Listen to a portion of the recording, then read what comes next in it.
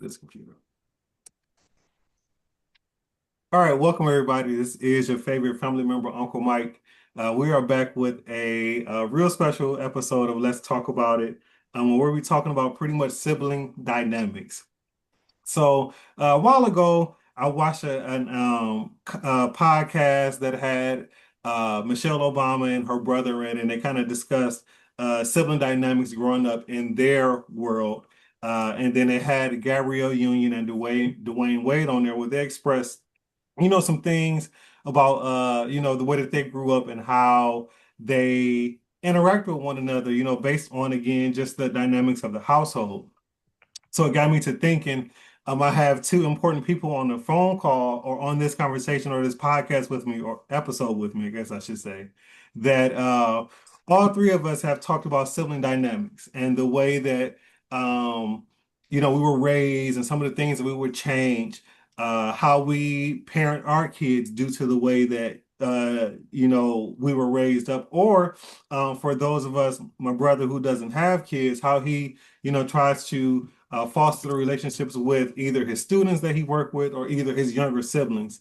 We're going to talk about pretty much like the age gaps or, the dynamic of the household. Was mom and dad in the household? We'll talk about, was there a freedom, to express yourselves individually? Because, when sometimes when parents have a lot of kids or just multiple kids, I guess we don't have to say a lot. When you think about multiple kids, one of the things that I have that I am learning too with my kids is that every kid has to be parented differently.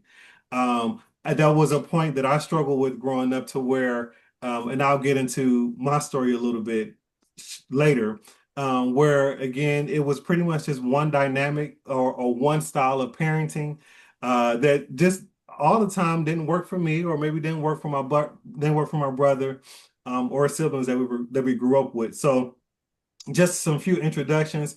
We'll first start with Brianna Riley. You can go ahead and just say hi and maybe just give an introduction, and then we'll move to Kyle. Okay, yes. Hi, Brianna Riley, of course. Married to their great fraternity brother, who's my husband, Rashad Riley. I'm very excited to talk about this topic. It is definitely something that is seen as taboo, but I have definitely had multiple conversations about this, whether it's on TikTok or Instagram and Facebook, about what it's like growing up in a world where you have different siblings with different personalities and a parent that may not know how to maneuver through parenting all of us at one time. So I'm definitely excited to talk about this, dig into this topic, and I can't wait to hear what y'all have to say about it too. Yeah, it's been a long time coming. Yes. Yeah, brother. Good evening, everyone. My name is Kyle Sims, and I am excited to be here. First podcast ever that I've done. This topic is near and dear to my heart as I'm the eldest of seven. So I'm excited to be on here and talk with my brother and my sister. I met Michael in college, our freshman year, and we've been close ever since then, as well as Miss Riley from our good fraternity brother, Rashad Riley. So I'm excited to be here. Yeah, all family. So we go dive in, and we're just going to pretty much. I guess we'll start by I'll give the dynamics of my siblings and my family dynamic, and then kind of go into how it was in the household, and then you all will do the same thing, and then we'll go to the questions. So, as I don't know, I can't say a lot of you may know, but some of you may know that I come from pretty much like I kind of call it untraditional family, but the more I talk about it, the more I realize it is not so untraditional or so on an island by itself. But I come from where I was raised with two families. So I'll just say my other family and then my biological family. And I'm only saying that just so that you all know the difference. I don't call others and bio in our household or in my life, siblings is siblings. But just for the sake of understanding, I'll just kind of separate it in that aspect. So come from as far as my bio family. So with my mom, it is six of us total. My oldest sister who has passed away. Six of us total. With the oldest ranging from at this point, she probably would have been around 58, I believe, 58, 57. And then I'm 38. So we have it's six in between, three girls, three boys. We were not raised all together because of my mom's addiction. And just life had hit her pretty hard. So pretty much I was only, not pretty much, I was raised with just me and my brother who is 2 years older than me. So six from that side, and then I'll speak to the other side that I was raised with up until I was pretty much seven in the household with them. But then after seven, I mean, I pretty much was kind of like shared in between household, if that makes sense. It is five of us on that side, and I'm still the youngest on that side. But the oldest on that side is maybe about 54, 55, I believe, somewhere around there. Again, I was telling Brianna earlier, like a lot of my siblings are old enough to be my parents. I have nieces and Crazy. nephews that are old. I know, Greg. I have nieces and nephews that are older than me, some that are my same age. But I'm still Uncle Mike. So I mean that's really all that matters. So that's my dynamic before we get into the questions. Kyle, you want to go next? So my dynamic is a little different.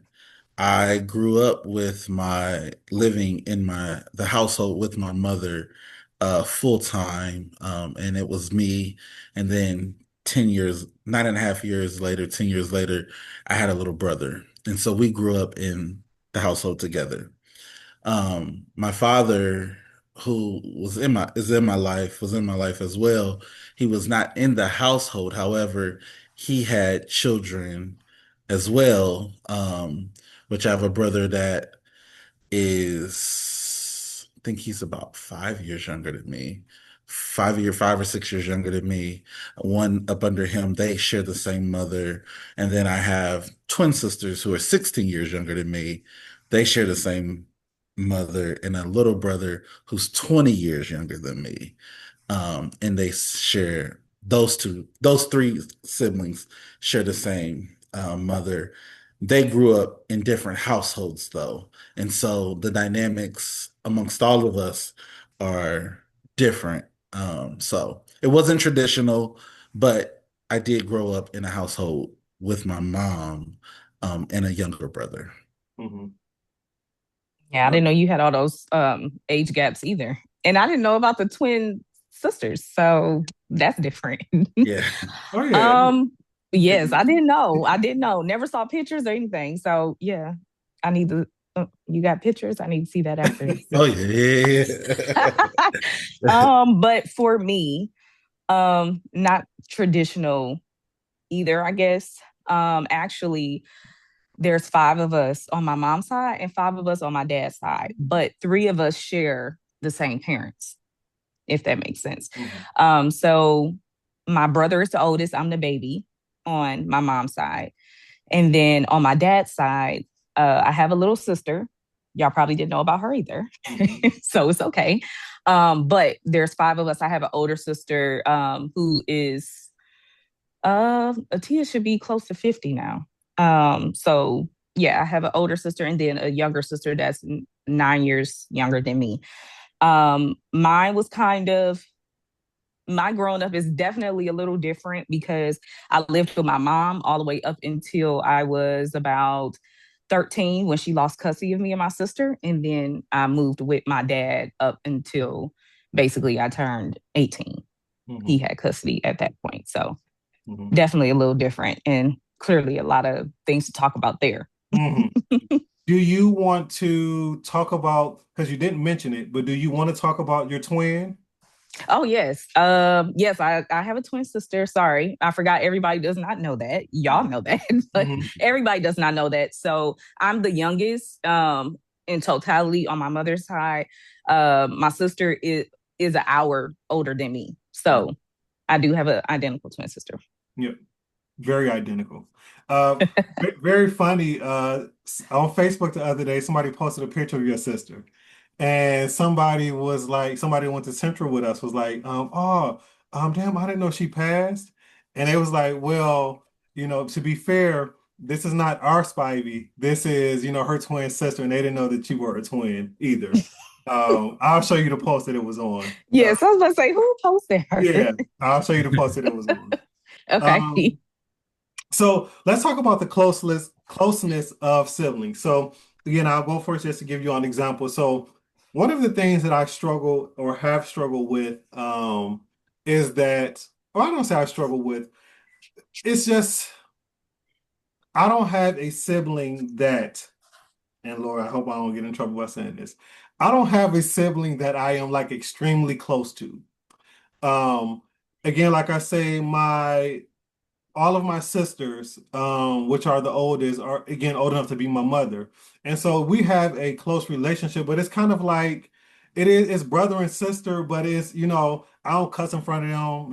It's certain things that I don't do in front of them, only because, just the respect factor of it. And then again, if their kids are not doing it in front of them, why would I do it and we're the same age? Just because I'm this they brother. So even with my brother who is uh, even with my brother who is 2 years older than me, there is not a strain in our relationship, but we are not close at all. Like we can, we would check on each other.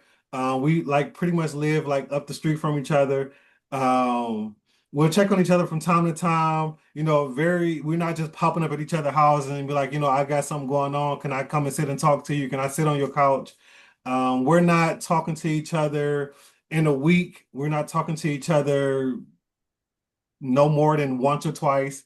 Um, and so one of the things like that I see with some people or people who have close relationships with their sibling was like, dang, I wonder what it would be like to grow up with that. Because I did not have it. Part of the reason that I don't feel that we had it, and this will tie all into like another question as well, is because I feel like again, I told you all that my mother was, pretty much had her struggles in the world, and so my mother had me at 36. So she had my brother at 34. She had her oldest child at 15. And so she did not know, to be fair, she did not know, what it was like to raise kids. She didn't raise any of her kids. She didn't raise, me up until like 7. I mean, she was always around. I knew what she was. I can get in contact with her. I can get in contact with my brother if I needed to, but he stayed with my dad for part of the time. But he was with my mother before I got with my mother. And so with her trying to learn, this is me speaking for her, with her trying to learn, the parent thing, I don't think that she had all of the tools equipped to learn what I said before of like parenting differently because my brother was kind of like he was like the social person. I mean, I know a lot of you all know me and you know how social I am. I wasn't that way back in the day. I was kind of like quirky and very shy and real just set to the side. So because of that, we don't have a relationship. And on top of her, again, not knowing or learning as she goes, because I don't think that none of us knows it. Learning as she goes, um, she kind of like a lot of the times put us against each other. It would be the competition of, well, again, I said I was quirky and I was a little weird. So it would be, well, why you don't do this? We call him Rabbit. Well, why you don't do this like Rabbit? Well, why you don't play sports? And then again, because Rabbit had the outgoing personality, he was more memorable to people even outside of the household because of his personality. So again, in a household, I'm feeling pretty much invisible, or like that, that I'm a thorn, and that's probably the bad thing to say, but but I'm feeling like an outsider inside the house. Then when I get outside the house, because of my brother's so popular personality, he flourished there as well. So, people are asking for Rabbit. They're not asking for Michael. They see us outside of each other. I walk up and they'll say, well, I remember y'all, are you Rabbit? and it burns me up to this day, honestly. I don't even know if I told any of you all that, but it burns me up to this day that people still constantly do that because it's like I've been here, I've Mm. been here. And so I believe that our dynamic is not as close, unfortunately, because of the learning that my mother had to do or is constantly still doing, even with us being adults, to kind of still parent us differently, but still learn us individually. Um, yeah, that's my piece. Any of you all can jump in. I don't know who want to go. I'll go. So, speaking about your parent needing to learn how to mother or be a mother, especially with the dynamic that you talked about, um, I believe that I gave my mother so much grace all my life because I always had that in the front of my brain. Mhm. Now, for a little context, my mother grew up, she was one of the last of 14 kids. Mm. So you can imagine being in a house with all of those people and how you can get lost in the sauce as one of the youngest Right. ones. Or by the time you come along, your mom is already burnt out because she Mhm. done, parented all these other kids before you. So I had a lot of compassion when it came down to that with my mom, like trying to give her that grace, like, okay, maybe she doesn't know because she didn't see her mom Mhm. doing certain things. And also give it context about my grandmother. People would say my grandma was one of the meanest people they ever met in their life. She's sweet, she'll help you, but definitely one of the meanest people. And people who know how outspoken I am, just imagine me on like 1,000. Like that was my grandma. My grandma didn't Mhm. take nothing from nobody. She didn't step down to nobody. She didn't care if you was the pastor, anybody. Nope, my grandma wasn't having it. Okay. So growing up in a dynamic like that as well, of course, there's a lot of trauma there. Mhm. So I think that I had to keep that in mind as I got older with my mom because I feel like a lot of the trauma, and then like I said, being the youngest out of so many kids, she probably didn't get a lot of attention that she should have. And I think that unfortunately that translated into her parenting her 5 children, and she created this triangulation with us. Okay. Um, and I don't think that helped with being able to have close siblings. Um, Me and my brother are very close now, who's the oldest. Mhm. And growing up, we were not really close like that at all. I don't remember us like, telling each other, I love you, hugging each other, kissing each other, Mhm. nothing like that, like how we do now. Like Mhm. now, me and my brother talk every week. It's rare if we don't talk every other day. Mhm. Because we are that close. But growing up, I didn't have that closeness with siblings either because it wasn't taught to us. Yeah. And it could be because it wasn't taught to our parents either, Mhm. So it's a lot of generational stuff with Yeah. this topic. It's so much. Yeah. How old is your mother? Charlotte Mhm. is how old am I? Mhm.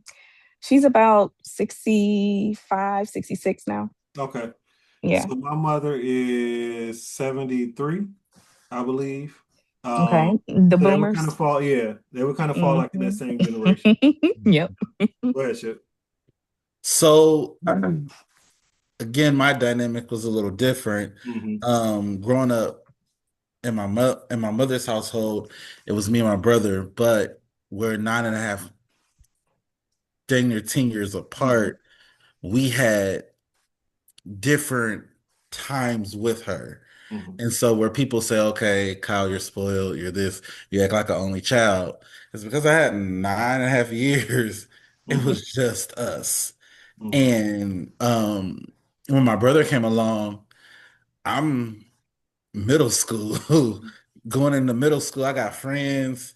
He's a toddler. I knew that he was around, but mom was nursing to him and I was growing older. Hmm. And so she had already nursed me. And so Hmm. I've already gotten the tools I needed.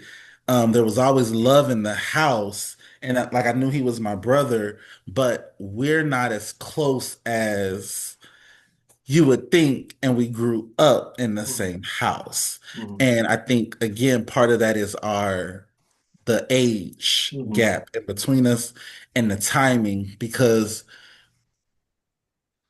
I left the house my junior year of high school. I moved with my father.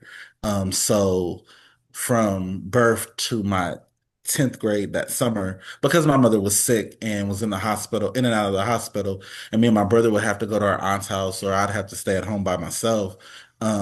It was best that I moved in with my dad.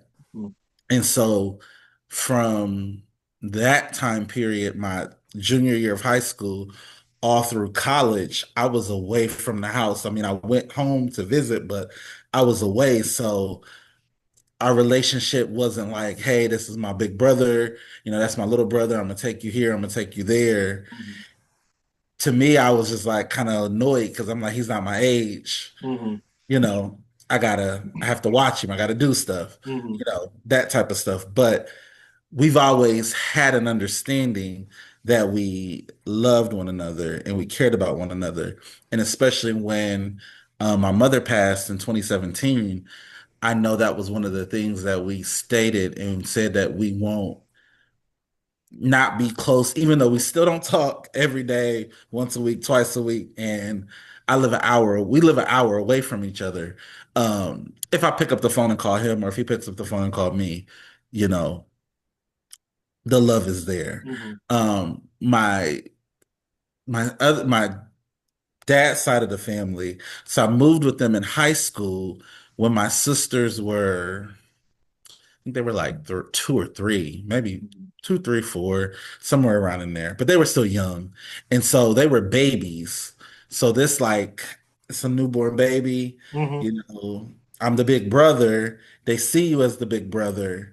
Um, but I was trying to get through high school, get to college, and I did 2 years there and I was out of the house. mhm, Now our relationship is close, well, at that time it was closer than what my siblings would be that the Cordell and Fred who lived with their mother mhm, in a different household. However, they were fathered by my father as well. mhm, And so our relationship we had to cultivate ourselves. Especially me and Cordell, we had to cultivate our relationship ourselves, even though we knew one another, we seen one another, we still had to cultivate the relationship because it was not necessarily cultivated by my father in a mhm, sense. mhm.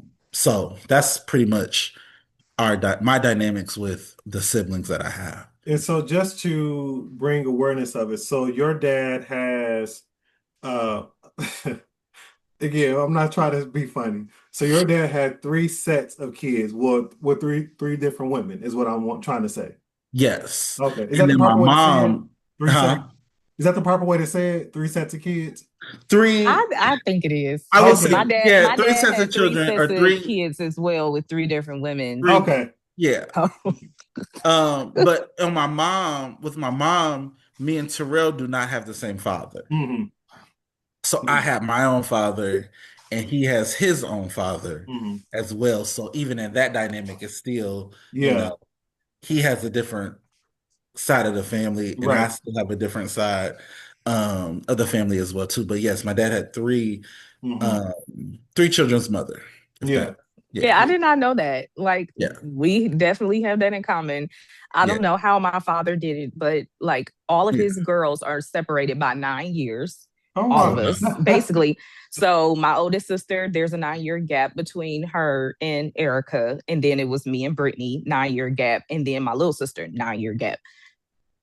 I Oh don't know how he did that. And then it actually kind of came out that he was dating all these women at the same time, but my. that's a whole nother topic too. But I don't know how he did that. Like every 9 years, he just decided to have Hmm. kids. It Yeah, was so weird. so my if I go back, my so me and my brother who are 2 years apart, we share the same dad, but then my um other four siblings, all of them, yeah, have their own dad. But again, different time, different space of where, they were back in them 50, well not 50s, 60s and 70s days. And, people have families on the other side of the tracks and all that stuff. That ain't my business to get into it. I ain't know nothing about that. But that's what that is. And then of course, on my other side, my other siblings that I talk about, of course, I don't share biological mother or father with them. But the crazy part about it is they are the ones who are here the closest to me. So I'm still around them a lot more, or was once upon a time before or than my biological siblings because we live so far. As far as like favoritism, I talk about this, or I have talked about this, I think, before. Favoritism, again, I'm speaking again strictly with my brother and I, because again, we were the only ones who were pretty much raised together for the most part.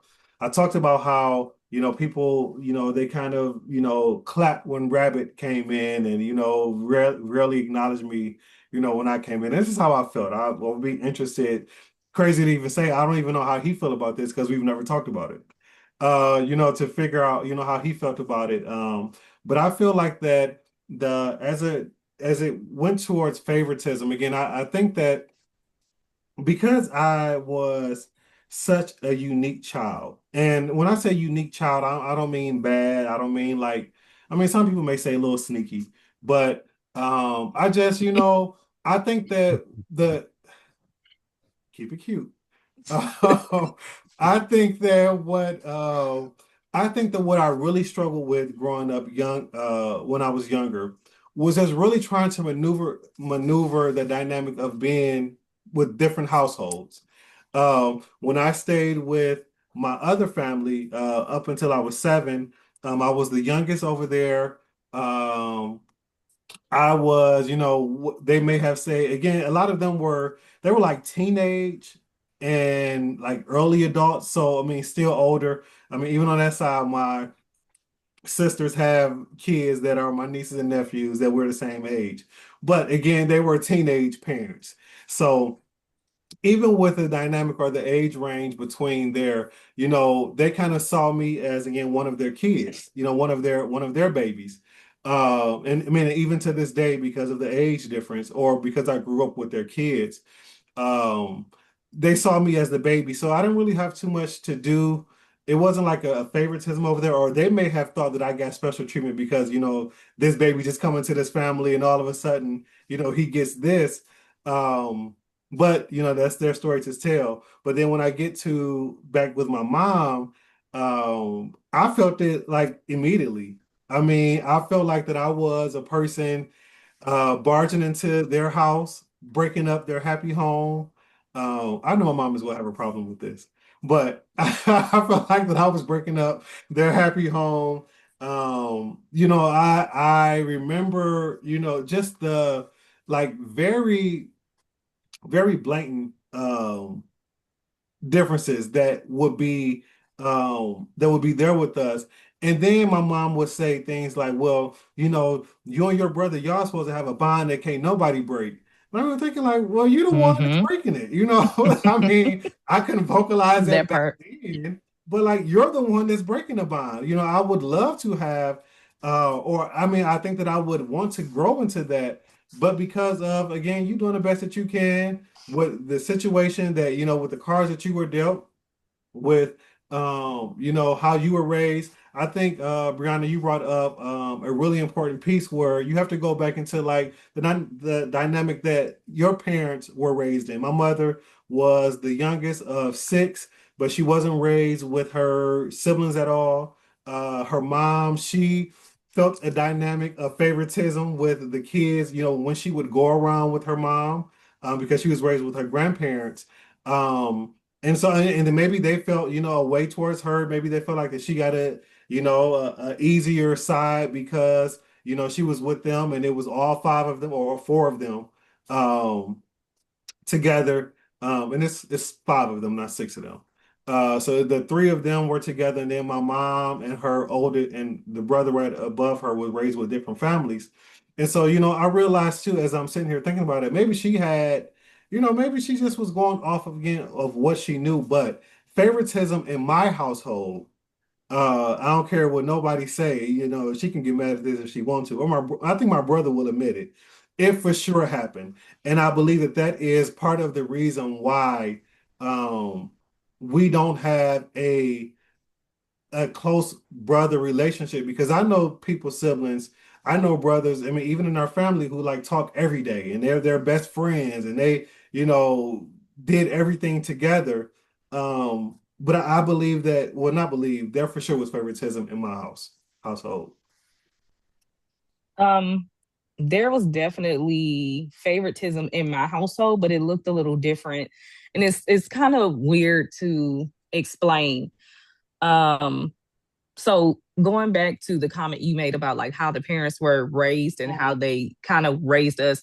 So I remember one time my mom telling me, just to give a little highlight, because like you said, I'm definitely not gonna just tear her down in Right. this topic just because of how our sibling dynamic ended up being. But my mom thought her oldest sister was actually her mother for years. Oh, Like, to think that is like hmm crazy. When she said it, I actually could not. I was like, "What? How can you think that Auntie Trish was your mom?" And she said, "I was always with her. I thought that was my mom." And it's a hmm big age gap between them too. So that's a reflection of how much attention she actually got from her actual parents. Yeah. For her to think that her sister was her mom, and she said when she found out that that wasn't her mom, she was devastated. I want Mm. to say she said she found out when she was like 7, Oh, like that my auntie Trish was not her mama. Like I was like, what in the world? What kind of dynamic did y'all yeah. have? So you could tell it was a lot going on hmm with them, with all of those kids. But going back to the comment about the favoritism, um, growing up, I didn't think that we had favoritism in our house. hmm I didn't, I guess because I was just the youngest, I never really paid attention to it. And I say that I'm the youngest, even though I have a twin sister who, you mentioned earlier that she did pass away. However, I still acknowledge that I have a twin. hmm But um, growing up, there's a 9-year gap between me and Brittany and our older siblings, right? So naturally, when we came along, they thought that we were spoiled hmm because one, you got twins, so you're getting special treatment when it's hmm twins because everybody want twins, everybody love twins. Then we were the youngest, and they were so used. They're only 2 years apart, like it's 2-year gap in between all three of them. And hmm then here we come, and everybody wants to cater to us. Right. So like I said, being the youngest, I didn't really see it like that. But as a older sibling who it was just them three for so long, I can Yeah. understand why they may have felt that way. Like, okay, well, now everybody paying attention to these damn twins and hmm nobody's paying attention to us. Yeah. But with that being said, I later found out that there was sibling rivalry going on with me and my own twin, as she thought that my mom treated me better than she treated Uh, her. I never saw it like that when we hmm were growing up. Um, Again, if you ever met my sister, you would know that my sister Brittany, she was the hothead twin. So people who think I'm the hothead, that's a lie. uh-huh. That's a whole lie. The devil is a lie. Brittany was the hothead twin. Growing up, kind of like the dynamic between you and your brother, I guess you would say, I was the one that was always in the shadow. I didn't speak up a lot. I was very mellow. I hmm was very quiet. Um, I was a put my head down type of person. I didn't like a lot of attention on me. And Brittany was the total opposite of that. Brittany liked attention. Brittany liked to get involved in sports and stuff like that. As to where I would be like, no, I don't want to audition for that. I'm fine. I'm hmm fine with just going to school, having my little group of friends, and going home. hmm So I think I was okay with that though. But little did I know in the background of everything, even though Brittany was doing all these things, maybe she was doing all of this, like going for sports and stuff like that, because she felt as though I was my mom's favorite. hmm But I never saw it like that. So now that I'm older, I can reflect back on it and say maybe she was doing all of those things for attention that she felt like Right. she wasn't getting at home. And also to kind of back it up, I think it kind of started when I told y'all that Brittany is an hour older than me, but I was a preemie. So my mom paid a little bit more special treatment to me, hmm like growing up. So that could have started from babies, hmm but we would never know at this point. But I think it started very young where she felt like my mom paid me more attention, but I think it was just because I was very passive compared to her. hmm So the differences in how you parent your kids, it can create favoritism by accident. Yeah. Yeah, so that's my little spiel on that. I got a lot to say about this, but I'm gonna let Kyle go. Okay, before you go, because I want you to answer this question too, Kyle. So you have to remember this question. Um, Brianna, do you think that your older siblings, I don't want to say were mad, when y'all came along, or did you feel like that they had a problem that was somebody else invading? And yeah, that's enough. That's good. Yeah. My older two siblings, my brother Antoine, my sister Ebony, they treated us like we were their babies. Yeah. So they didn't have a problem with it. Mm-hmm. But the middle child, who ended up being the middle child, she was the youngest before we came along, Erica. Mm-hmm. Erica told me that she hated that my mother had Mm-hmm. more kids.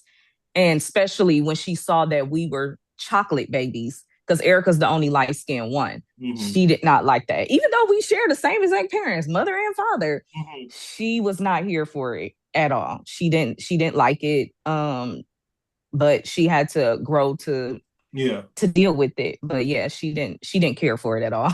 Okay. Okay. So I think that that translated into a lot of what our relationship is now. And I know we're going to circle back around to this topic, but I am currently no contact with Erica. I haven't spoken with her in Mm-hmm. about 3 years. So, Mm. yeah. Okay. So the favoritism piece, I I guess I would be the one that everyone would have said that Mm-hmm. I was the favorite, um, Uh, which I don't necessarily agree with, but I could see why mm-hmm. um, they would feel that way, or persons would say, okay, yeah, Kyle's the favorite, or it's Kyle's way, or no way. But again, me and my brother and the household, we are, I keep saying 9.5 years apart. So I got everything I wanted with the help of my mom and grandma. And my parents were young parents, but not young parents. So my mom was 23, my dad was 21 when I was born. And they weren't together. So they weren't the traditional boyfriend and girlfriend. They worked together, they were friends, Mm-hmm. they had a baby. They always working together. That's the Right. problem right there. And Uh, so they had a baby and that was it. So they weren't like, oh, that's my girlfriend or yeah. that's my boyfriend. And so, of course, my dad would have always been outside of the house. Mm-hmm. Um, but I think they just were young parents that wanted to make sure I had everything that they could give a young kid as Mm-hmm. a young parent and just know to do it. Parent doesn't, being a parent, and I'm not a parent, but it doesn't come as a manual to say, okay, this is what you should do here. This is what you should do there. It's not and it's also not a one size fits all thing. So what you do with this kid may be different than what you do with this kid. Mm-hmm. And sometimes we don't see that as children, and it may come off as favoritism and so I won't say that I felt like, you know, that that the other children were favorites or other that I felt like there was that they had a one up over me, Mm-hmm. but I could see where in their eyes, especially the ones who weren't in the household or the ones I've been working since I was 14 years old. Mm-hmm. 14 years old. And so coming up when we may all go to our dad's house as just going over there, it may appear as though I may have some things or that I had a one up, but that one Mm-hmm. up may have been either my one up or something that I, was working on Yeah. myself. Um, and then also being that kid that went to school, and I'm not saying none of my other siblings went to school, but went to school and finished, and then that being thrown up too, like, okay, Mm-hmm. well, Kyle went to school. Mm-hmm. That was the choice that I made. Yeah. Everyone has their own journey in Mm-hmm. life. And so that's not it shouldn't just because I chose to go to school and do the school thing as well, being student um in student organizations and Mm-hmm. living on campus and really being involved in the student culture. my siblings may have not done that or did that when they went to school, but that should not make them feel less than Yeah. just because I chose to do that. Hmm. So Right. I could see where sometimes you know, the dynamic may feel, and even my brother Terrell, not that he's ever shared this with me, but he didn't go right off to school when he graduated high school. But I have to applaud him because he, in middle school and all through high school, was taking care of our mother while I was in Right. school and graduating. Yeah. So he was doing, you know, things that caregivers do Yeah. in their 30s and 40s and 50s as Hmm. a middle schooler and a high Yeah. schooler. So I can understand him wanting to take a pause after high school, but he did finish school. He did go to Hmm. college and graduate Hmm. from school. So also with the statement you said about wait, I forgot it. I asked you, were you, since you've been the oldest, Oh you yeah. fall in line where, were you upset or did you feel some kind of way when other siblings came? So being outside of the household, that they were outside of the household, no. Because it didn't too much change anything. It wasn't too much Yeah. change. Yeah. It was the little Um, brother. Uh-huh. when Terrell came along, there was a moment where I was like, okay, it's not all about me anymore. There's another person here. Hmm. Um, but the attention never left me though. Hmm. So we both had attention, but Oh, that's good. where my mom may have lacked in some areas, my grandma picked up, Hmm. my aunts picked up. And when we talk about our parents and their upbringing, my mother was one of four, and my grandmother, she was a strong-willed woman, but she also had a lot of love for her girls. Hmm. Um, so much love. She used to have a sign they said in the yard that said blasting zone only, no boys allowed. So she, Uh, but they had love, and so their love that they were given was projected onto us and my cousin, my cousins, my first cousins. So the dynamic of how they were raised were how we were raised in our household. hmm. My dad was one of seven, where my grandmother was working. She Yeah. was a working to take care of seven kids, Yeah. and some of them, because my dad would share stories about them being hungry or not having this or not having that.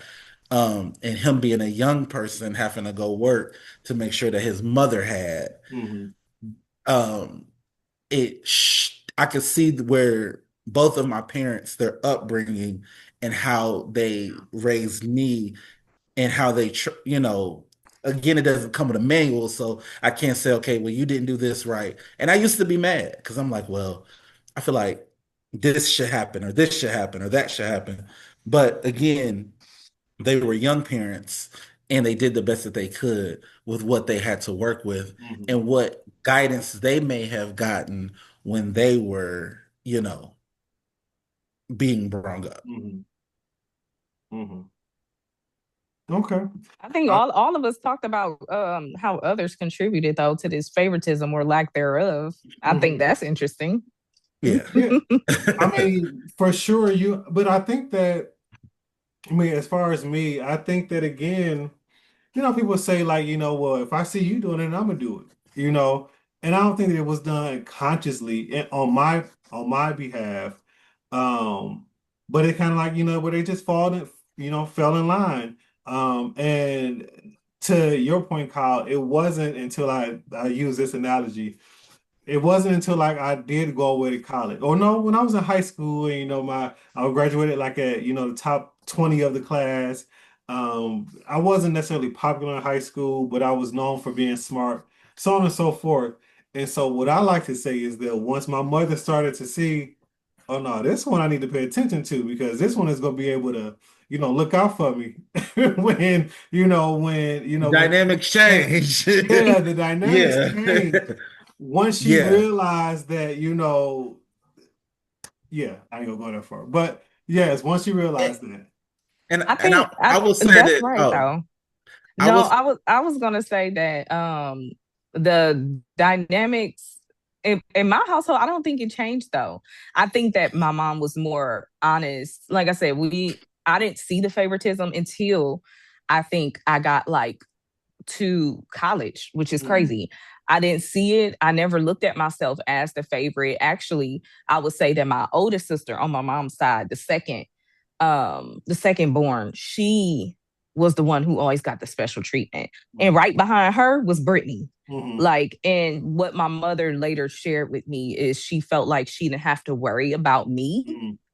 and that kind of goes back to like what your mom kind of said, like, okay, I see Michael, he's responsible. Yes. So, that kind of created that dynamic between y'all. But with my mom, she literally told me, like, oh, I never really had to worry about you. So I didn't really see it Hmm. like I was putting favor on them. I Yes. think that they needed me in spots a lot more. But that kind of goes back to knowing your kids and how to parent them Yes. Yes. and not really taking it personal as a child, because when she said it to me at first, I was kind of like, girl, please. But when I sat back and actually thought about it when we got off the phone, I was like, you know what? No shade. They might got a little problems. So Hmm. yeah, thank you. I would take it as a compliment. Yeah. Yes. Yeah. so what you said to Michael when you moved back to your biological family's Uh-huh. house, and like you said how you felt like I'm maybe interrupting or what they Hmm. had.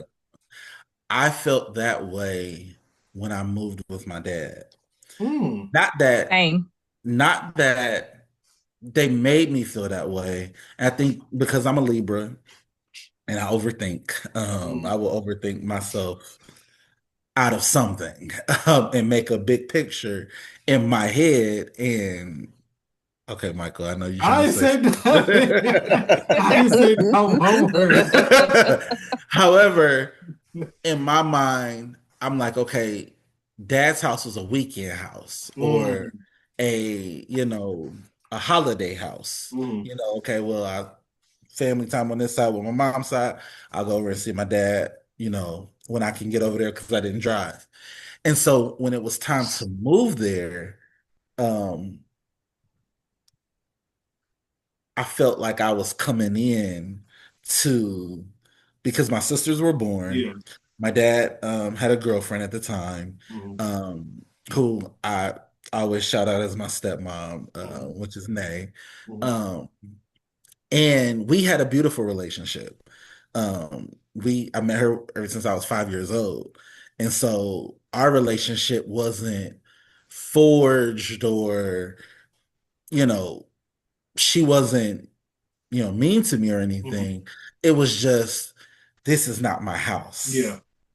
And so, how do I fit in, or how do I, because I was so used to my mom's house, mom did everything, Hmm.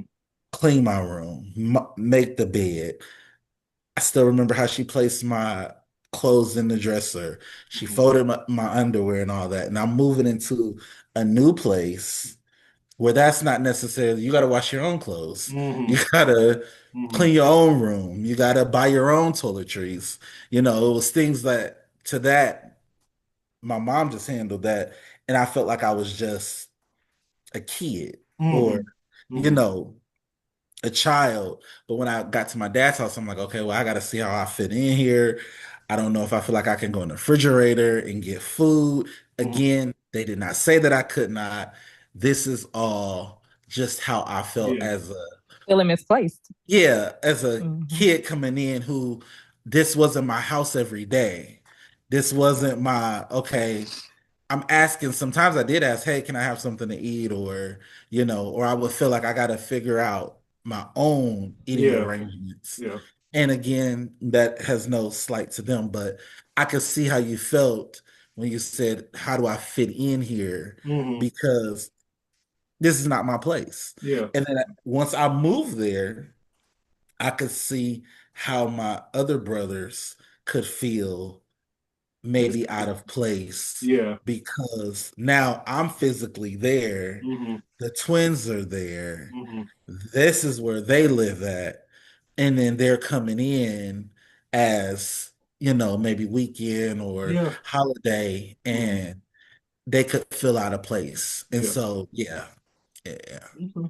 You want to talk about your dad when you moved there? Oh, let's talk about Brianna because she's about to say Oh. something. Yeah. Oh, I wasn't. I'm just listening. Okay. Okay. I mean, I do have I had a thought in my brain, but I wasn't going to say it. Okay. Yeah, so Kyle can go first if he wants to talk Well, about that, and then I'll talk about mine. I'll go because he spoke a little bit about it already. If you want to go to that, then you can talk about it. If not, I'll go to like our pretty much like second to last relation. I mean, second to last question. If you want to talk about what it was when you moved with your dad. If not, we'll move on. Um, yeah, I can. Okay. So moving with my dad is kind of weird because, like I said, my dad's house was like the weekend house as well. When me and Brittany were about 8, I really didn't have a relationship with my dad prior to that. Like I remember seeing him coming, dropping off Christmas gifts and stuff Hmm. like that. But other than that, I really didn't spend any time with my dad.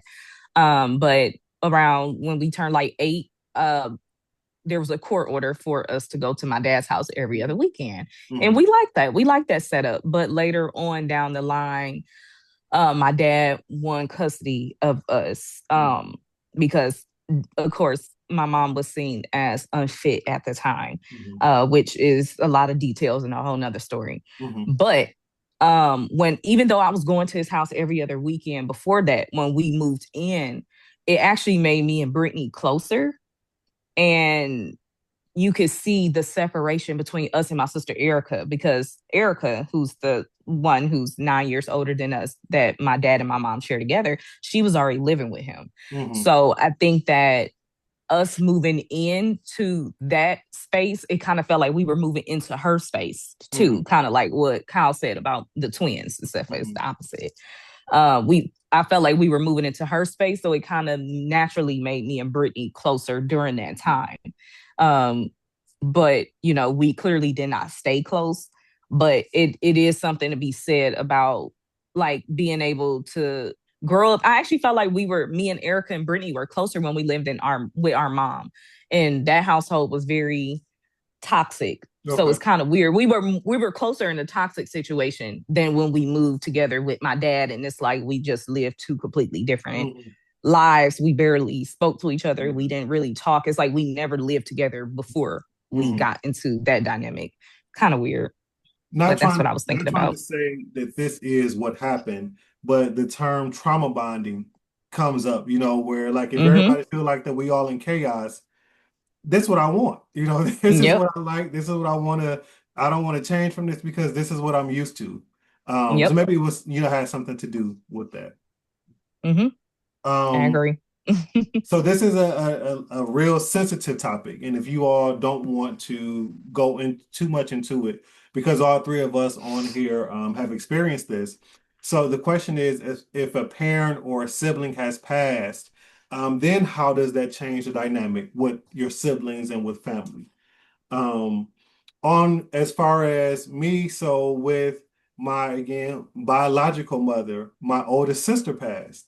My oldest sister was the one who like kept everything together. They always say like, whoever the oldest sister is in a relationship, they think that they everybody's mama. My older sister Jackie, she thought that she was everybody's mama. She made the plans and she was the one, we was at her house and what she said goes, even over my mom at times. Um, and so when she passed, and she's only been passed, I believe, I don't know, 4 years maybe 4 years. When she passed, a lot of those things stopped as it relates to, us traveling to Chicago as much Mm, or us getting together with, my mom's side of the family, even though again, my mom is, related to them. because they're her siblings. My sister was the one who kept in contact with them and who made sure that we kept the relationship again because my mother wasn't raised with her siblings. So she Right. didn't have that relationship with them. When she passed, and until this day, like a lot of those things do not happen anymore. Um, That's and sad. yeah, I know it's really sad. And you realize, Yeah. the impact that that person has, or kind of like the head of the family, or just an important figure in the family, when that happens. Go on to my other set of siblings. So my mom, from that side, she passed maybe within like the last 6 years or so, or somewhere around there, 6 years. When she passed. Then I realized the difference of that. While again, I'm close with those set of siblings, I realized that a lot of the things that were happening was because of my connection to her. Mhm. It Yeah. wasn't necessarily, I know that my siblings on that side love me. I know that they'll do anything for me. I know that they look at me as their, I am their younger brother. Some again, they could be my mother figure as far as the girls. Um, it kind of it's really different. We're like I don't hear about the phone calls or that they getting together at this sibling house or they doing this and they doing that. I don't hear about those things unless, I just kind of call or somebody just mentioned in passing, well, we meet at this person's house. Well, when y'all gonna tell me, 2 hours before. Right. And so it is really strange kind of navigating that. And it's kind of hard to accept too that, again, there's no love lost. I don't want to say that, but the connection that brought us together, because that connection is no longer here, it for sure has created a barrier, I guess, in that Yeah. with those siblings on my side. Mm. Well, I would say for me, and because I've lost a parent, I lost my Mhm, mother 2017. I've never lost a sibling though. mhm, Um, it was a new normal, mhm, and what for my family dynamic with my mother's side of the family. We did every holiday together, Christmas, Halloween, Valentine's Day. Everything was done together. And now, because my mother only had me and Terrell, we don't have children. Um, when the family does do things, and of course, we are invited. mhm, My aunts are like my mother's now. They mhm, stepped right in when she passed and, to send me birthday cards, to send me a Christmas card, or hey, mhm, I'm thinking about you. There's been times when I may not answer the phone and they're trying to call the police up here, call Michael mhm, and see if I'm okay. mhm, And I'm like, I'm just busy. But they're like, you can pick up the phone. mhm, Um, and so they have stepped in on the motherly roles mhm, and things of that nature.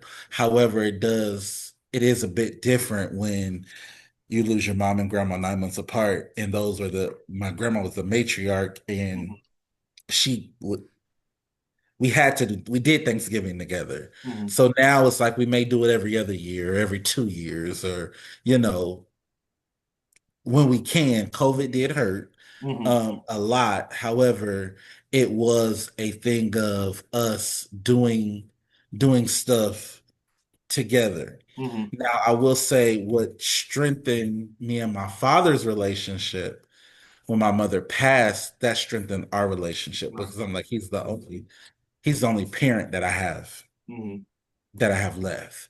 And from us going on trips together, talking almost every day. We didn't talk almost every day before my mom passed. We mhm, talked often, but it's like it's almost a every day thing or how you doing, what's mhm, going on, or I'm going to the doctor, thinking about a doctor's appointment, or things that I probably wouldn't have thought of, you mhm, know, sometimes past, but now that changed when Yeah. my mother passed. That changed my relationship to make sure, okay, I have a father too. I Right. need to make sure that he's good. I need to, whatever happened when I was younger, I've forgiven. Mm-hmm. All is forgiven. All is, you have to learn. You never forget, but you learn to grow and understand that it didn't come with a manual. I don't think that he understood what he may have done, Right. or my mom may have understood what she may have done, in the psyche of raising up this, you know, fine specimen of a man. But I think once, like, the dynamic changed when my mother passed, and with my siblings that were outside of the household, them comforting me and making Mm-hmm. sure, holidays or checking on me. My brother may have checked on me where we may have not talked as much as we did, as we do now Mm-hmm. since my mother passed. You know, the conversations are there frequently. Mm-hmm. Yeah. Nice. For me, it's definitely a little different than what you just explained. I lost my twin almost 6 years ago now. Yeah, so 2020, March 2020. And it was a tragic accident, definitely caught everybody off guard. And most people ask about, like, can twins feel things? I felt something was wrong, but I felt like my sister, she was, like I said, she was the wild card. I feel like out of all of our siblings for the most part, I felt like she was always doing something that was like, why are you doing that? Mm-hmm. And that's kind of like what happened to her. So it caught all of us off guard, but I think my hope for my family was that her passing would bring us closer, and it actually made me realize that it's not going to get healthier than what it is. Mm-hmm. Um, but that goes back to what we talked about earlier about sibling rivalry and favoritism. Mm-hmm. And you have siblings who don't recover from that. They don't know how to talk to each other once they are outside of the household, because the household may have been so toxic, Mm-hmm. or you weren't taught to do those things when you were younger. So naturally, you just kind of, when you get grown, you just kind of separate. And I Right. feel like that's what happened a lot of times with my siblings. We just kind of separated. Like, I remember when my brother left the house, he was gone. Like, no question. We rarely heard from him. He didn't call us. He didn't come over. Hey, how y'all doing? He was just out the house living his own life. My other sister, when she left, she was back and forth. So we kind of had that relationship still. And then Erica, like I said, she moved on. And she was kind of in and out the house too. But we never developed a sibling relationship with each other as kids. So naturally, when we all got older, we didn't do it. Yeah. So when Brittany died, it was like I had this thought in my brain that, okay, this is the time for me as the youngest, because I am the person that I feel like I'm structured. I like to plan. I like to talk things out. That's me. My siblings are not really like that. So I'm always the one kind of pulling everybody together. When Brittany died, I had this whole vision that that's how we would end up. Like, okay, we could talk every day. We're gonna do better with each other. But what I learned in her passing, and it separated us more. Erica actually didn't even attend Brittany's funeral at all. Mm-hmm. Of course, it was COVID going on, and she had her reasons for that, but she didn't attend the funeral, so that kind of caused friction Right. within the sibling group. And then um, she and I, her and I should say, share the same father. So there was friction there, because when my sister passed, she actually passed on my dad's birthday. Mm-hmm. And my father did not reach out to me and say anything. And I'm like, you had two girls that came into this world. I understand it's your birthday, but what the hell? Like, Mm-hmm. you didn't even call me, and they knew I was pregnant too with Leia at this time. So it's a lot of emotions going on with me during that Yeah. time. And for him to not pick up the phone, and my sister has this thing where she's like, well, I told daddy you're fine. Like, she always wants to be my spokesperson, but she's the sibling that I'm not the closest to. Right. So it always irritates me. Like, Yeah. you can't speak for me. You don't know me like that, girl. Yeah. Yeah. So that caused friction. And then you had friction with the other two siblings. The oldest, it was just a mess. It was a mess. So when Brittany died, even though I had this vision that we would be able to come together and become closer, it just it made me and my brother closer. Let me take that back. Me having kids made me and my brother closer, but me and my brother really, really, really, really got close when Brittany died. Because, like I said, he was the oldest. He looked at us like we were their babies. Yeah. The same thing with Ebony. Ebony always kind of treated me like that until the sibling rivalry thing started hitting her upside her head. But Erica was the only one who never treated me and Brittany very nice. And it translated when Brittany died to, like I said, the point where, you know, I'm now no contact with her for 3 years. And I thought that as well, my relationship with my parents would change when Brittany died. I thought I would get closer with my father, and that didn't happen. Again, like I just said, he didn't even call me to check on me. Nothing. Days went on before he ever said anything to me about Brittany dying. And then the same thing with my mom. It kind of it made us closer, but it also tore our relationship apart a little bit as well, because it's like I couldn't hold a conversation with her without her thinking about Brittany or always having to bring up Brittany. Yeah. And it's just like I didn't like that. Yeah. I didn't like that. So it's a lot. My oldest sister on my dad's side, I try not to leave her out. Brittany dying brought us closer as well. Nice. Just for a backstory of that, my sister did not even know that she had siblings. That's a whole nother topic. She didn't know she had siblings until she was about 18 years old. She found out that she had 3 other siblings that my mom and my dad had together. So me and her talk very often as well. So that kind of brought some light to it too. It's really strange. Hearing again both of you all talk about just how the dynamic does change. It can either go up or down. Brianna, you said something about your mother. You said, well, she could not bring up Brittany, where she couldn't necessarily like talk to you without bringing your sister, and then of course that creates emotions on both sides. Do you think that she was equipped, or do you think that she seeked out the help, that she needed during that time? Because we talk about, my mother would tell me, y'all lost a sibling. She said, but I lost a daughter, and so I know for me, sometimes I did forget that. Like I did forget, like, damn, that's your child, that you lost, because they are so much older. It didn't kind of cross like that. Do you think that she felt that way? Like, everybody is, really gathering around for the loss of their sibling, not realizing that I'm burying a child. Yeah, actually, my mom said those exact words. She said, your mom said, like, yeah, y'all lost y'all sister, but I lost my daughter. And I feel like my mother, I don't think that she grieved properly from that. And that was one of the things that I was really nervous about, which is why I pushed to have the relationship that I had with my mom during that time, because I know my mom is a very sensitive person. So she doesn't take well to death at all. And I know that. And she also has a history of depression, whether she wants to be diagnosed for it or not. That's what it was.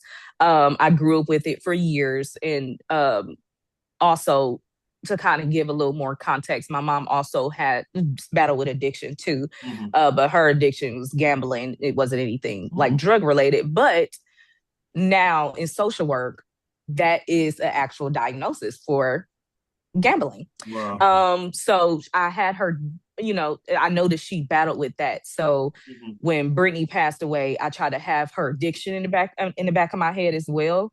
and also like what I could do. I feel like I put my feelings Yeah. on the back burner to make sure that I was present for her at all times. It's Mhm. not like I lost my sister or my twin. I felt that way. I had my moments, but I was more concerned about my mother than I Mhm. was anything else.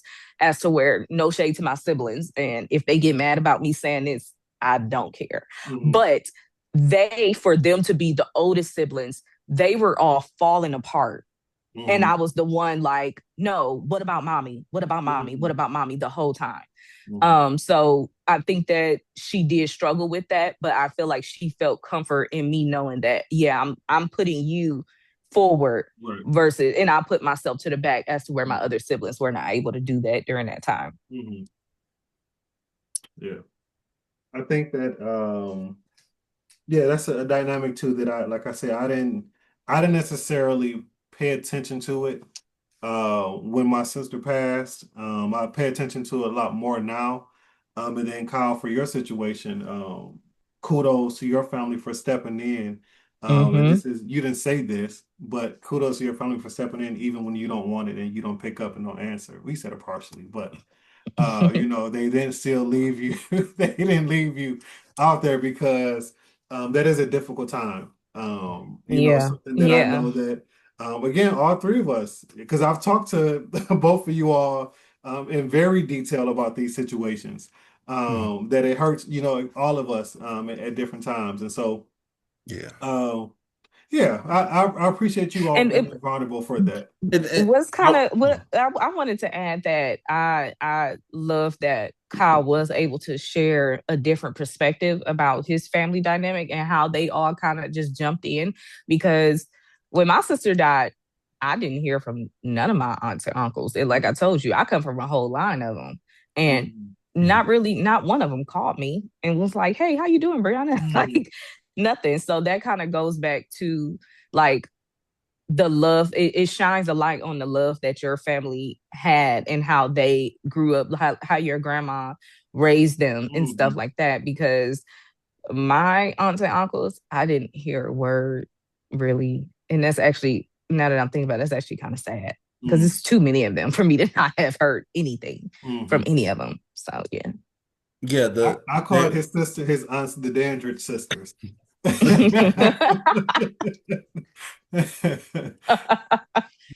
that is correct. But I will say with that, it does they're there, they're present, but losing the parent and or sibling, but I've never lost a sibling.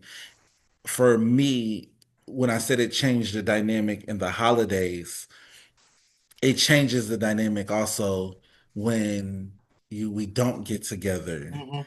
and then you feel as though, everyone may have their family and their silo, their immediate children and their grandchildren. They may Mhm. do something together, and then I feel like it's just me. Yeah. And then when, my dad's side of the family, because we may all be estranged for whatever reason, going back to, sibling dynamics and fallouts and all of those different things. So where I may want to go and lean in and be with them, it's like, okay, there's a guard put up because I'm like, okay, I don't want to go Mhm. through another painful Christmas, not just losing a parent, but drama Yeah. or Yeah. this situation's happening or Mhm. that situation's happening. And so it does make a difference during the holidays with losing a parent, um, and not having that your family for whatever reason be there to support you, who are like I said, my brothers and sisters who I have now, who I've cultivated relationships with in my adult age, have them be present to kind of fill that void of my mom Yeah. or my aunts who may be doing stuff with their family, or, hey, it's not a year where we do something all together, Mhm. but hey, Merry Christmas, or they send me a Christmas card or anything like everything like that, but it's Mhm. still not the I think one Thanksgiving, I think Hmm. I came to Detroit Hmm. and I had a ball, had a very good time. But that was out of the normal for me because I'm used to spending the holidays with one part of my family. So, Hmm. yeah. You know, that goes to, and I know we'll put a button on this, but that goes to as I'm thinking about my older sister kids, how they may feel, when Yeah. everybody's getting together and Yeah. everybody parents is around and their parent is not around. Hmm. Or again, like for us, everybody got their siblings around, and, we're missing a sibling, whether we were Yeah. close or not, it's just a constant reminder that that person is not there. Um, so yeah, so um last question is, pretty much with us talking about the sibling dynamic, how do you tailor those things that we've talked about the into the relationships of the your kids or the kids that you deal with or the siblings because again in some instances the older sibling which would be you Kyle sometimes you kind of have to take on a parent role for whatever reason and I mean I'll go with mine and I'll make it quick and simple. I have three kids. Pray for me, child. Three kids. Them are my babies.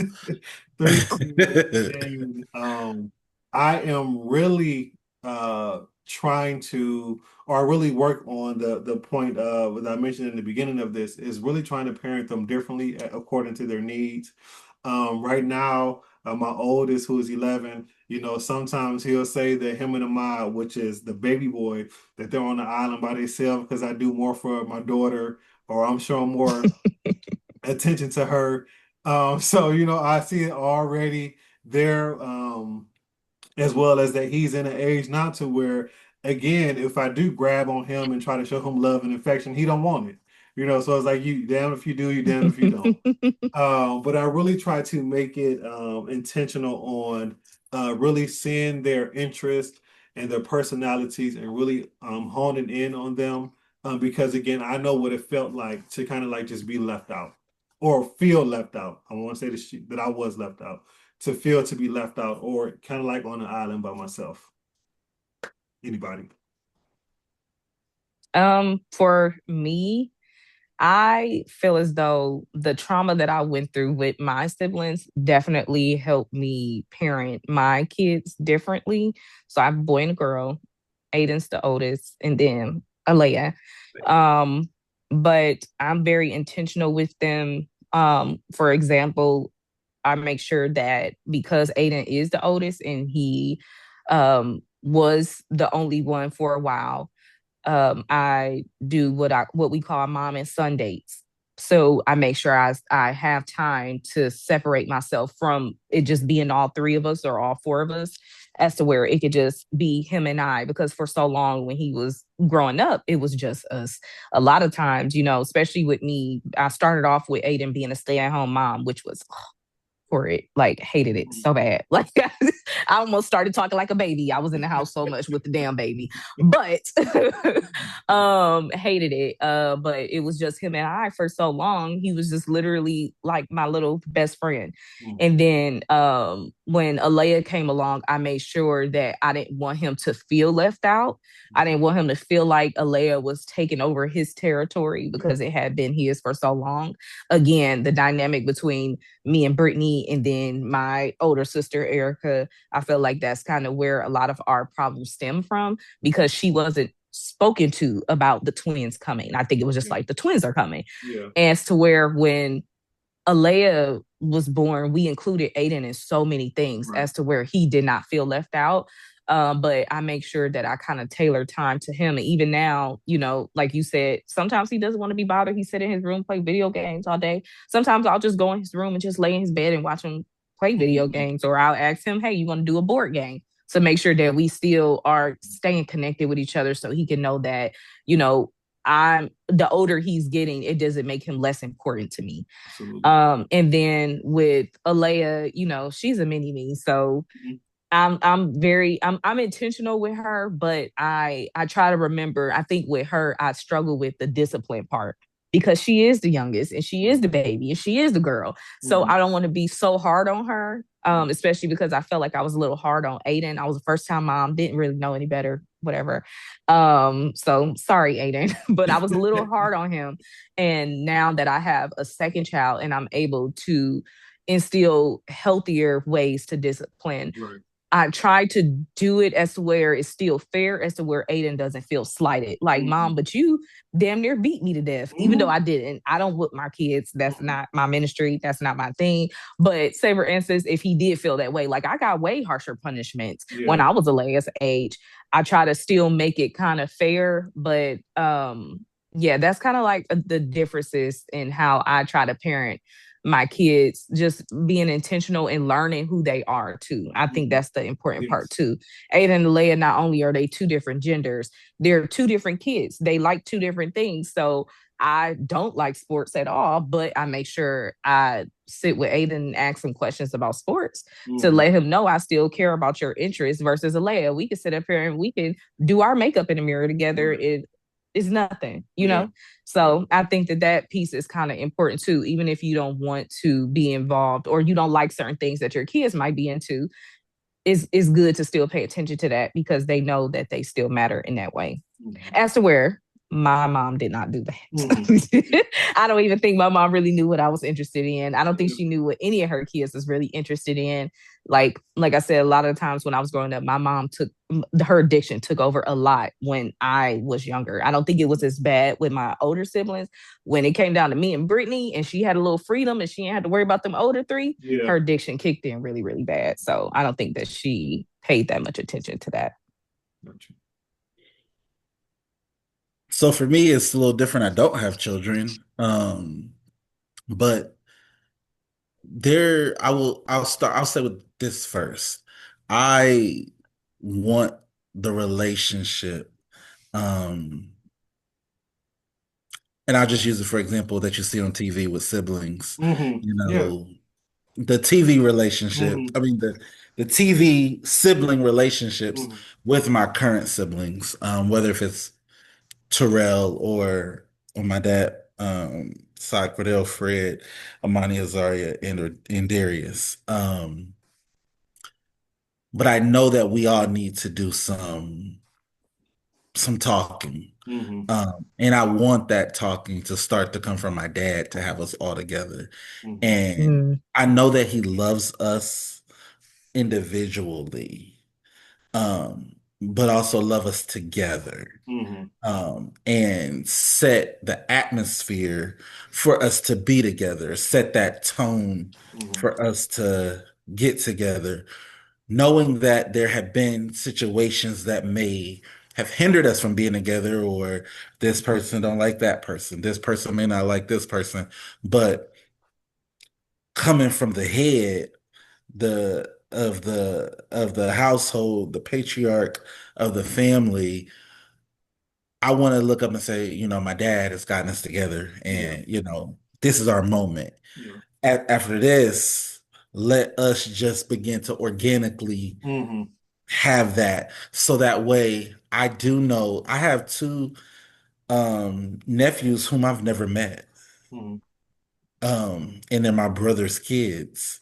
I've maybe seen pictures of them, but I want to have the relationship that I have with Michael's kids, who is my fraternity brother. I want to have that same relationship with their kids too.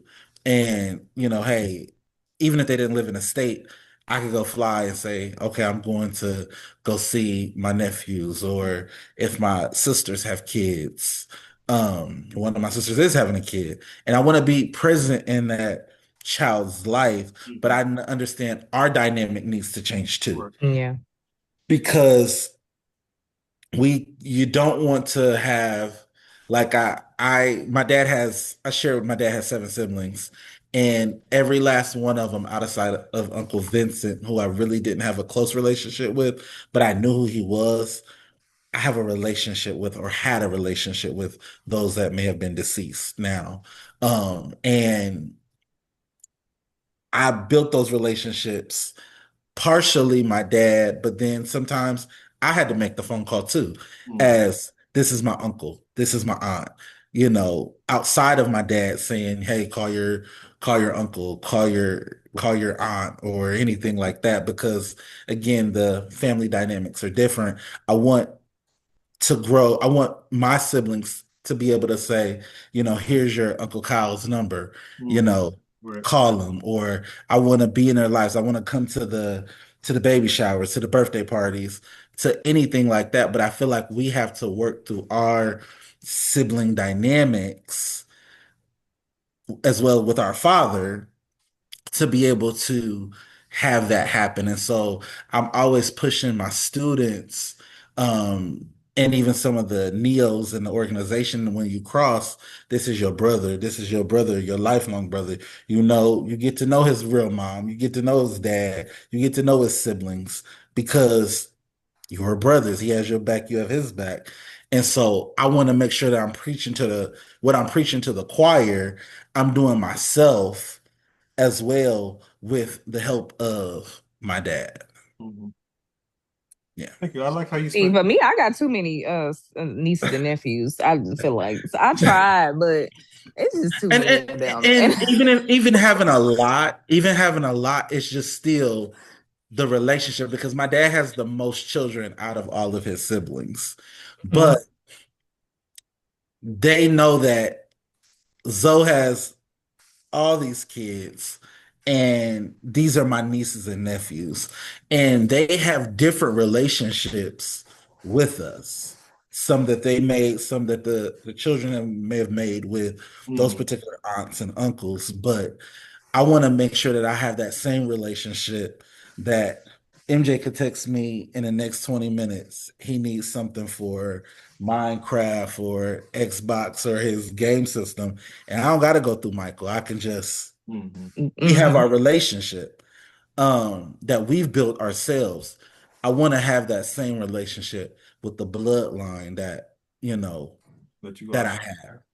Yeah. Yeah, I definitely tried. But I don't know. I tried and mine didn't really work out like that. And unfortunately, Aiden and Alea, those are the only two people that they know that are their cousins. They couldn't believe they had other cousins because they Mm-hmm. don't know them, they don't see them. So are my brother's kids.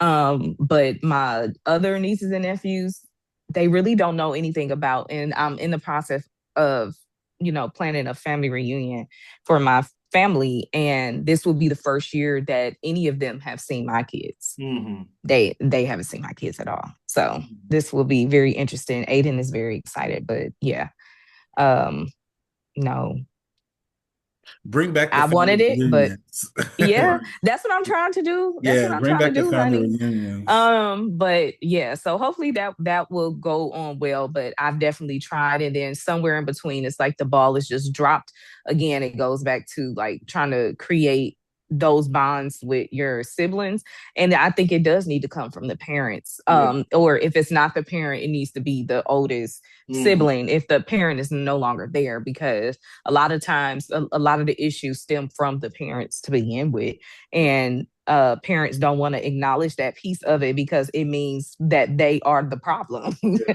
And a lot of them don't want to face that I was the problem and why my kids don't get along with each other. Mm-hmm. And even as something as sensitive as me and my twin not getting along with each other, like people thought that was just so odd. Like, what do you mean you haven't talked to your sister in 3 years?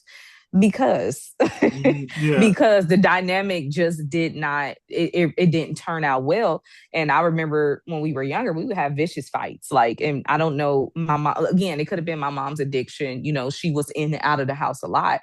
But when you got your twin spitting on you and telling you I hate you and all this other Mm-hmm. stuff, and nothing's being done about it, like, what do you think we're Yeah. going to grow up to be like Exactly. as adults? Exactly. Like, do you think we're going to be close? Like, if you Right. don't nip this in the bud when we're younger, it's going to do nothing but fester as you get older. And unfortunately, that festers into the lives of your children, because like I said, now my kids, they don't know anything about my siblings kids, and Mm-hmm. I rarely do, to be honest. And Right. it's really sad to say, I never thought that I would live the life like that. But outside of Facebook, I don't know what's going on with my nieces and Hmm. nephews. I don't see them. When I used to try to come home, I would try to go see them and stuff like that. But I felt like I was the only one making the effort. Nobody comes to see me, even still to this day. Like, I've lived in Texas for how many years now? My brother's the only one who's come to see me. Hmm. That's it. Nobody else tried. So, Yeah. I they say that your cousins are your first set of friends. hmm Because my first cousins would all be, in their 30s and 40s. When I was being raised, when I was coming up, because my siblings are older than me, that ended up becoming like my nieces and nephews, where we were Mhm. being raised that way. same. Um, yeah, so that's how it would be. But we'll go ahead and end it. We're probably going to have to make this like a two-part series because I don't know how long we've been on the call, but I know it's been a long conversation. Mhm. But Yep. I really value both of you. I really value the relationship that I have with each of you, and the conversations that we have. Again, we have very depth conversations. I've been on the phone with both of y'all crying. Y'all have been on the hmm phone crying with me. So I really do Michael, take you it. always gotta tell everything. I really, Crying. so I really do appreciate you all being open and honest and vulnerable with this conversation. Hopefully that it builds some healing with people, and that again, people realize that they're not the only ones in the situation. That we always think that we're the only ones in our dynamic, and as we've talked on this call tonight, or this conversation tonight, there are so many dynamics that we didn't even know that we share with one another, and we know each other. hmm Right. So I do appreciate you all. Anything you want to say before I close us out? No, I think you are right that we could definitely go more into detail and share a lot more things. Mhm. But this call definitely has been a little long. So I do Mhm. understand we gotta end it somewhere because I feel like we can talk about this stuff all night. Yes, we could. But I do thank you. I like Kyle said, actually thought about it, like this is my first time ever doing a podcast too, as much as Mhm. I be talking. So so yeah, thank you for inviting me on and giving me the opportunity to spread some stuff that I don't I have no issue talking about. Like I said at the beginning of the call, I feel as though that this topic is somewhat taboo. People like to sweep it under the rug and not Mhm. really discuss it.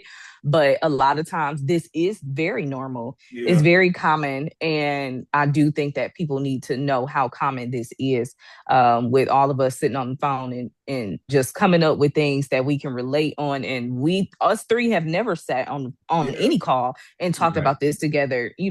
So this is definitely a good subject, and hopefully we can get into more stuff next time. I'm quite sure.